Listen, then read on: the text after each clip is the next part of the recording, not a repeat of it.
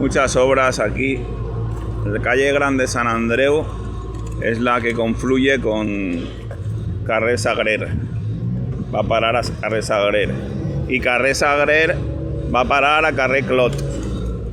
Esto es Carrer Dragó, este que sube.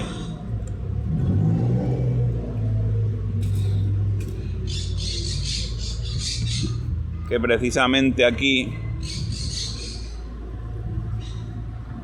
a unos 15 metros o 25, está la sede de Esquerra Republicana de Sant Andreu.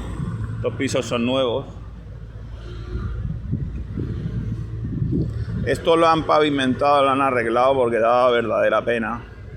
Ahora está muy bien, aunque aquí habría que poner un semáforo, porque vienen gente de muchos sitios y aquí es fácil que haya un accidente. Allá abajo está el metro Sant Andreu.